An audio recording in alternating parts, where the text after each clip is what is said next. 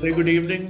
Namaste and welcome to Chitti Media and the Festival of Bharat. We have a very special guest with us today, Mr. Kabir Taneja. Mr. Taneja is a fellow with the Observer Research Foundation in the Strategic Studies program. His research has primarily focused on India's relations with West Asia, specifically looking at the domestic political dynamics, terrorism, non-state military actors, and the general security paradigm of that particular region. Mr. Taneja, it's an absolute pleasure to have you on our channel. Thank you so Thank you, much. Sharon. Thanks a lot. Let me ask you, the first question to you is, the government introduced the FCRA amendment a few months or years ago, for that matter, and somehow it came from a point where they discussed terror financing as a major source of the problem. Now, what is your view of the situation after that particular amendment has been passed? Do you see any progress? Look, first and foremost, I think there are severe limitations to the FCRA argument in itself, right? Because when we are talking about terror financing, it's a very, very difficult thing to curtail. And we have seen sort of our financial institutions and international financial institutions struggle significantly. And FATF is a very good example, right? The geopolitics usually trump the requirement of curtailing terror finance. And I think, look, even if you see it from a policy point of view, the whole FCRA thing is a little outdated now already, because we are already talking about cryptocurrencies and other such means of transferring financial benefits between terror groups or terror actors. Don Ressler has done a very good piece recently on the future of technology and terror groups and terrorism in general. And in which he basically says, policy is at least 3 to 4 steps behind where we are on issues such as technological use of technology by terror groups. So I think FCRA's limitations are extremely severe at this, limited at this point of time. I'm not sure whether it's actually helping or hurting certain genuine organizations who are trying to get actually funds for whether it be research or NGOs and so on. Right. And one of the major geopolitical developments in South Asia that happened in recent history was the US exiting from Afghanistan. And of course, you've written extensively on this. But since the time the Taliban took over Kabul administration, there have been internal struggles within the Taliban and within power groups in Kabul. So, as far as these dynamics are concerned, how do you observe the ongoing power struggle? Look, the homogeneity of the Taliban is a very contested issue, right? There are 2 major factions that are jostling over power at this point of time. We don't see it very publicly because the Taliban is very good at this point of time in curtailing information. They only let information out that they want us to see. But the factions between the Kandaharis and the pro-Pakistan or mostly pro-Pakistan Haqqanis is heating up very slowly, I think. We've seen that with most of the power positions going to the Haqqanis in Kabul. They were the first one to walk into the capital on August 15th. Even today, when you see someone like Mullah Baradar, who's the deputy prime minister of the Islamic Emirate, and technically one of the co-founders of the Taliban movement, he only showcases himself in public very, very frugally. So maybe once a month, once in 10 weeks. So, it shows that there are internal struggles taking place at this point of time. Now, what the outcome is going to be, I think it's a wait and watch situation, unfortunately. Right. One of the articles that you wrote, came to my interest, and it was very, very interesting. And honestly, my limitation of that subject is also very limited. You wrote about the weaponization of social media. Sorry, weaponization of social media as far as radicalization is concerned. And you mentioned Shami Witness to QAnon and QMAP. First of all, in layman terms, could you explain what these terms are for our viewers who don't know them, and how radicalization today has gained much more easier leverage because of social media for these terror organizations? Yeah, look, first and foremost, let's start with QAnon, because that's a very pinnacle movement online, which has transformed from online to offline as far as extremist tendency is concerned.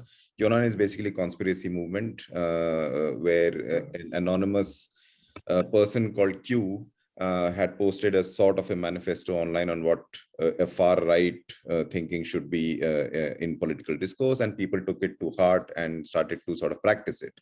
And that's the critical component here, is that social media is not social media anymore. I think we need a revision of the term. Facebook, when it started, was basically, you know, us as users posting pictures of our vacations and what we are cooking on that evening. But today it is being used for ulterior motives. It is, as we've known, you know, it is social media is not working out very well for democratic institutions and so on and so forth. So the whole concept of social media has evolved. You know, the social media companies as we know them are now tech companies, and we need to see them from that mirror, because technology is extremely intertwined with society, culture, and politics alike. So that's first. And you know, as far as radicalization is concerned, we've seen people like Shami Witness, when Twitter and all other such social media companies were not in tune with what's happening to their platforms. Shami Witness was a guy in Bangalore who was an IT worker, but was also one of the main recruiters online for the cause of the Islamic State. Right. So you know, a lot has changed since. I think the tech companies have worked on curtailing these kind of activities online, but I think most social media platforms are far too big and far too intertwined with their own profit-based models to actually clamp down completely on these factors, and that's a big problem for us going into the future. Yeah, and also it's a very big challenge for the intelligence agencies, right? Because on one hand, you have the privacy debates going on, where you can't access a lot of the publicly available data and even private information about individuals.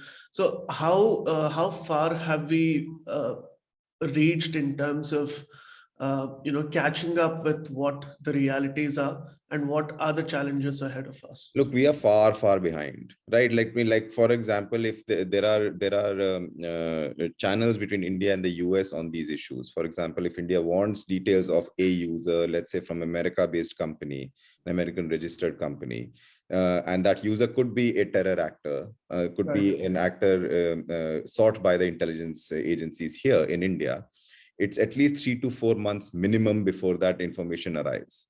And you know, in modern conflict and in modern terrorism enabled till a certain level by technology as well, 3 to 4 months is 10 to 12 years in old school time, right? You're well past sort of areas where you can, as intelligence or police, can enter and try and stop an action from taking place. So we are far behind from that, which is why we see a lot of debate on data localization and the requirement for tech companies to adhere to local laws when it comes to these kind of issues. Right. And since we are at, discussing radicalization and also what has happened in Afghanistan, some of the strands of radical Islamist ideologies do emerge from India, especially in terms of the Deobandi and the Barelvi Islam, radical schools of Islam that we see.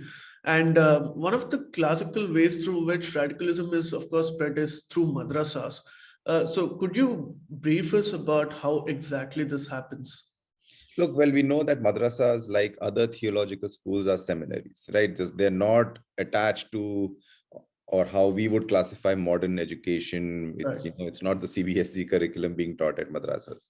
And, it's not an India-centric issue. And how do you bring those madrasas and similar sort of theological institutions that goes sort of pan-religion, so to speak, into a quote unquote mainstream fold is a debate as old as theology itself. So the problem is that, a lot of this is politicized in the sense that, it's not an outright issue of security, and it's not an outright issue of educational policies by any means. A lot of time, these kind of institutions have been allowed to operate very independently from a larger construct of formalized education, which is again a problem. So you don't see in madrasas, it's very rare you'll see mathematics classes or Right. science classes happening. So it's an outright theological institution, and we should see it from that perspective. It's not Right. technically an educational institution as far as modern definitions goes. It's a theological institutions, and that separation needs to be more formalized, in my opinion. Right. Just a few months ago, when we had the entire Tablighi Jamaat incident being politicized in India, there was a lot of debate also going on as to, what is the history of that organization, whether it should be banned or not. And finally, Saudi Arabia banned it a couple of days ago. So were you a little surprised? Because honestly, I was, when Saudi Arabia did this. So see, But is there are this coming two. because of MBS exclusively? Yeah, so it is coming because of what MBS is trying to achieve in Saudi Arabia, which is a very, very precarious way to go for even the crown prince in Saudi Arabia, Right. considering a large section of the country is still conservative and powerful at the same time, as individuals as well. So see, the thing is that it's a double-edged sword for even Saudi Arabia right now. They are working on two fronts. One is strategic and one is tactical. Strategically, they want to go away from their dependence on oil and their oil economy, which means that more integration with the international community, international economics. For that, you need to change the perceptions of what Saudi Arabia is. You and I know how we have seen Saudi Arabia for the longest period of time. They are trying to change our minds, right? But the double-edged sword here is, while they have gone after something like the Tablighi Jamaat, which is quite active in Southeast Asia, South Asia, and so on. Not terribly active as an organization in the Middle East itself. They haven't really gone after the Wahhabi and Salafist organizations within the Middle East. Right. So while of course any sort of whatever the Saudi Arabians say on these kind of issues carries a lot of weight. So we also saw the Deobandis push back, and that's a historical sort of push and shove that has happened between ideologies within Islam for a longest period of time. So I'm not surprised that even the Deobandis are pushing back after a while. But for Saudi Arabia right now, you have to see it from a larger framework of them trying to integrate more into the international community.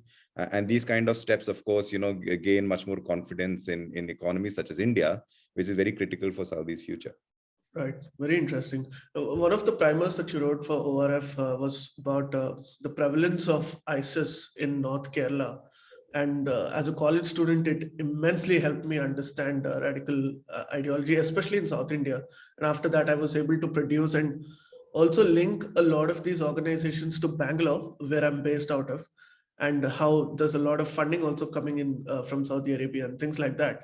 So first of all, thank you so much. You made our lives a lot more easier and very educational in that sense through your writings. But, going beyond the hard binaries that the media discusses today about, many of these security issues, how serious of an issue is radicalization in North Kerala, and why should we be concerned about it? Look, first and foremost, even if you see our paper, one of the things that we actually said that the radicalization issue is actually not that critical, right? Even the number of cases that have joined from North Kerala that joined Islamic State and so on are only a few dozen people, which is even less than countries like France, Belgium, and some other European countries. So it's not really a big problem, and that the reason why is that that's the region where Islam came to India historically, right? So it's been there for a long period of time. It has much closer connotations to what Islam is in the Middle East than, let's say, what Islam is in places like Uttar Pradesh or Bihar or even Kashmir. So there are quite a few divergences. So people in Kerala and on the coast see themselves much more historically, culturally, and politically aligned with the Middle East than, let's say, they were aligned with Islam in the northern plains and so on and so forth.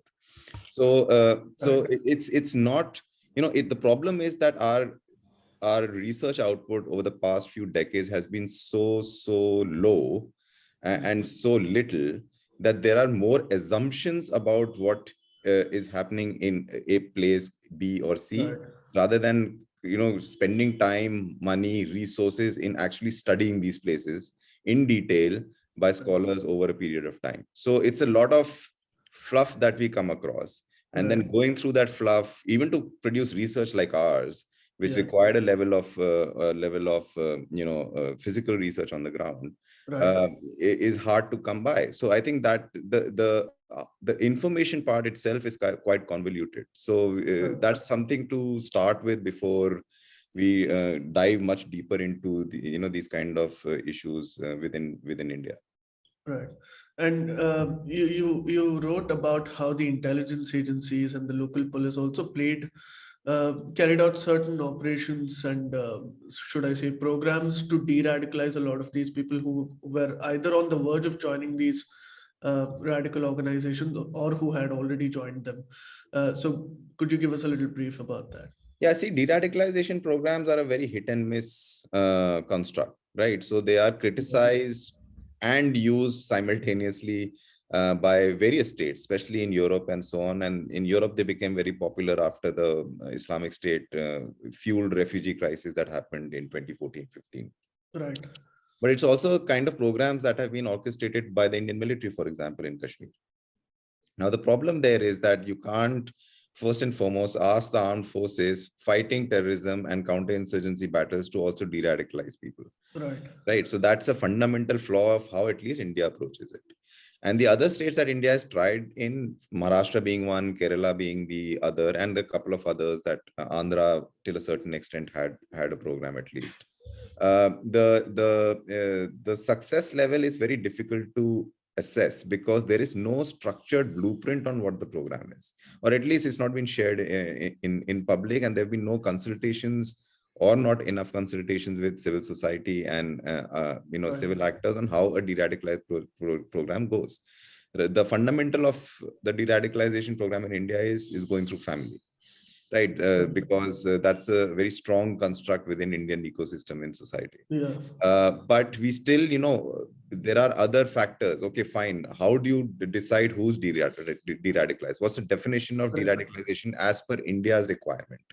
And how do you assess someone as de-radicalized? And then how do you follow it up so that you make sure they don't fall back into the same ideological trappings?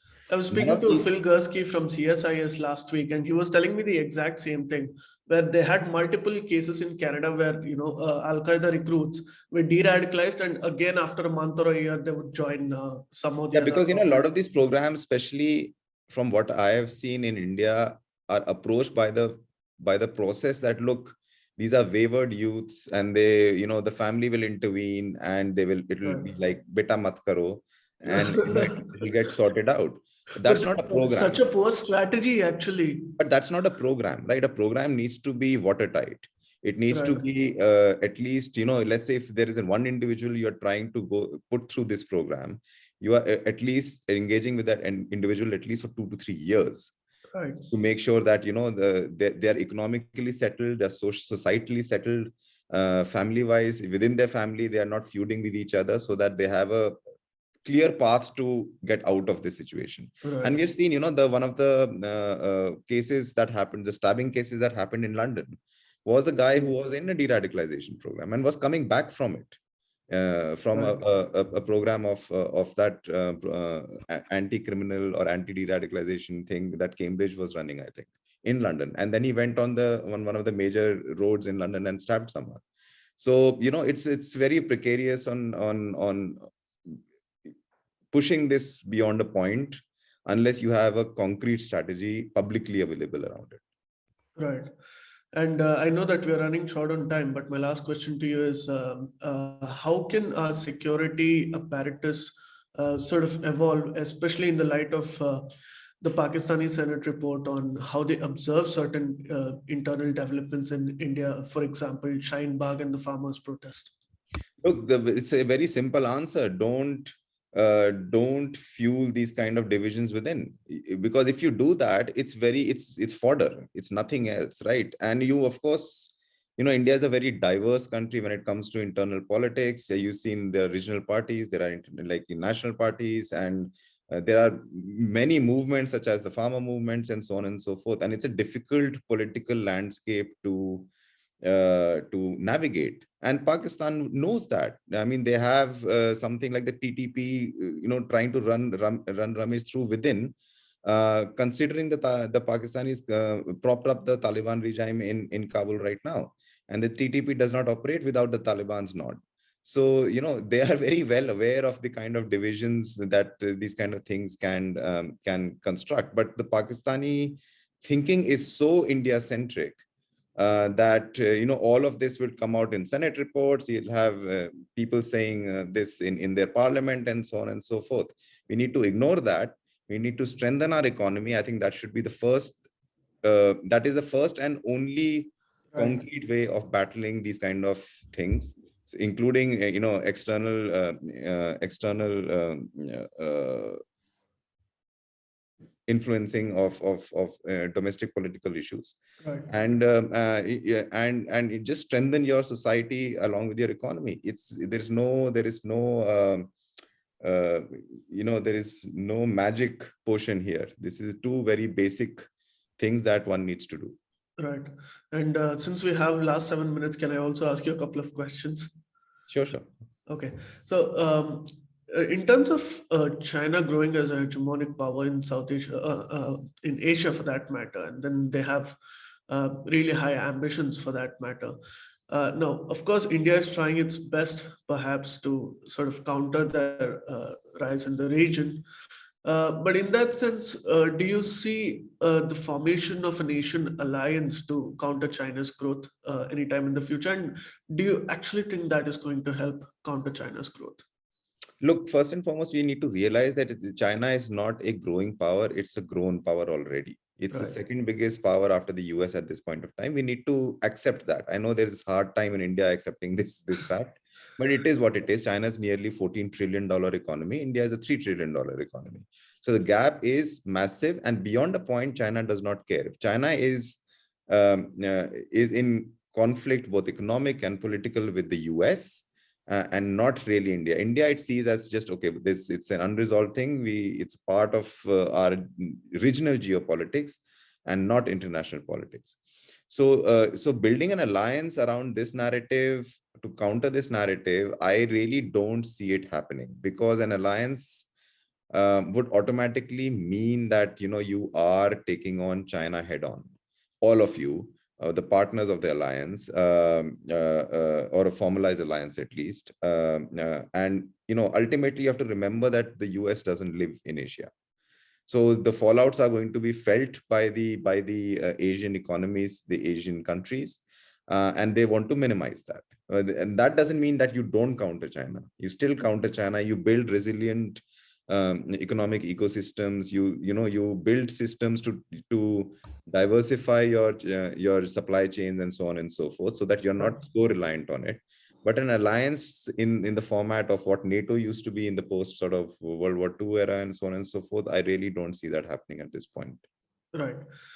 You also wrote about an alliance being formed between India and the Indo-Abrahamic alliance, so to speak, between India, UAE, Israel, and eventually Saudi Arabia. What do you think are the challenges, and do you think this will be an effective way of countering terrorism in the region? Look, it's already an effective way in countering terrorism in the region. I know for a fact that India, Saudi Arabia, and India, UAE have a much more robust counter-terrorism ecosystem than they ever had in the past. I mean, in the 90s, you could not imagine going to Riyadh or Abu Dhabi and saying, look, we need these 3 people because they were involved in the 92 Mumbai blasts. Right? They'll be like, well, I'm sorry, they're busy watching cricket in Sharjah right now. We can't do anything. So, and that has changed now, right? So there were multiple cases of Islamic State cells that were busted in Abu Dhabi, and in UAE and in other parts of the Gulf, where the intelligence agencies highlighted this to India and said, look, you can take these people back and try them as per your local laws and so on and so forth. So the counter-terrorism and counter radicalization cooperation between India and most Gulf states at this point is actually very good, it is also very good for India that countries such as Saudi Arabia are trying to go towards a more moderate path. Once that happens, that is automatic subversion of a sort of ideological ground that a lot of extremist actors had found that, okay, fine, the ideological ground is Saudi Arabia. The Wahhabi ecosystem is there. There were private funders. If you go back to the history of the Mujahideen in Afghanistan in the 80s, it wasn't the Saudis that were funding a lot. It was private citizens in Saudi Arabia that were funding Mujahideen a lot.